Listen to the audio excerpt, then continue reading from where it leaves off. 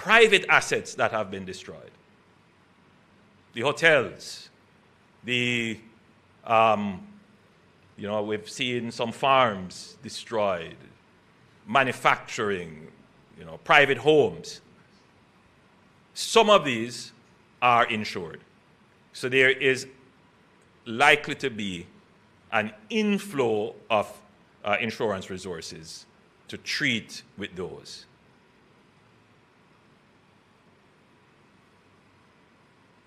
The residential structures that are destroyed, it couldn't be expected that the government will assist in the rebuilding and reconstruction of 150,000 homes.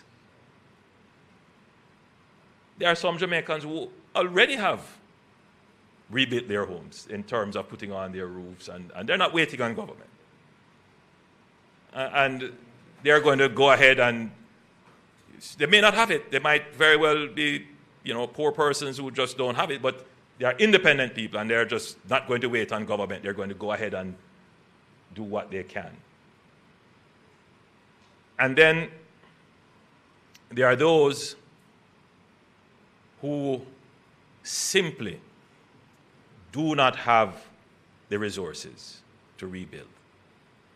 And the government will have to assist in that. They simply just don't have it. So you have the two extremes. Those who are independent and who will move ahead, and those who are completely dependent on the resources of the state to assist.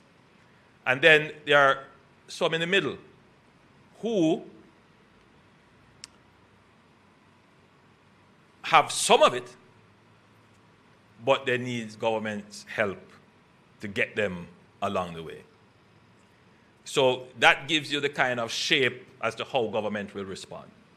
For those who have it and are going to independently repair their homes, repair their businesses, government must not stand in the way. Accelerated processes for the rebuilding. For those who need partial help and support, we will have to have a system in place where the cases are properly assessed and there is a mechanism that provides the assistance. And then for those who definitely can't do it, don't have any support, then we will also have to consider, in addition to the rebuilding support, we have to consider some relief support for them. So in the first phase, the goal is to quickly stabilize households and make damaged homes livable with longer-term rebuilding plans, while longer-term rebuilding plans are put in place. And so this will include distribution of shelter kits, heavy-duty tarpaulins, shrink-wrap roofing solutions, and emergency repair materials.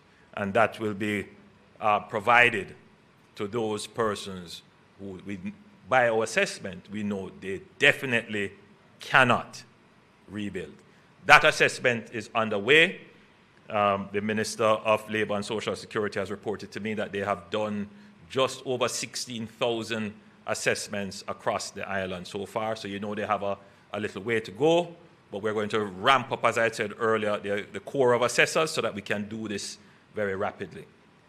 But remember when I spoke of the supply chain that JDF has established? We're going to use this supply chain to bring the materials in and to distribute them to those who are needed, in need. So it's a repurposing of the supply chain, as I had said, to now go and do this level of rebuilding and supporting the relief. We have examined pre-built, containerized modular solutions, and we have settled in our minds that this is appropriate for the Jamaican situation that we now have. There are different types, different versions, and so I've met with the NHD, and the NHD has provided us with a solution that they are presently working on. At a later stage, we'll go into more details, but the plan is for, in the initial phase, for the NHD to purchase 5,000 container homes. And those will be, some of them will be for sale. So with a program with the NHD, you will be able to purchase. Some of them will be used to build housing schemes, which you can purchase. And a portion of them will be made available through social housing. The government itself will also be purchasing some of these containerized housing solutions, which will be made available through the social housing modality. So effectively, we have to do a rapid deployment of housing solutions. And the easiest way to do this is to use the containerized solutions. They do take some time to arrive in Jamaica. There's just certainly not the quantity to make an impact. So we have met and discussed it. We have taken the policy decision that these can be used. And so the process of acquiring them through the procurement process, they have been given the approval to move ahead with that. So that should start in short order. You know, we are not going to get them here for Christmas. I just have to be frank with everybody. But we should start to see some coming in by late January. And those that come in initially, we are going to be looking at the worst cases assessed to make them available. For Christmas and for the initial stages, we're going to have to try to do the shelter repair kits, the heavy-duty tarpaulins, and those kinds of solutions, in addition to the rebuilding, the actual putting on roofs and so forth, as much of that as we can in the coming weeks leading up to Christmas. But the containerized solution does take some time. The shipping is between 30 to 90 days, just that alone.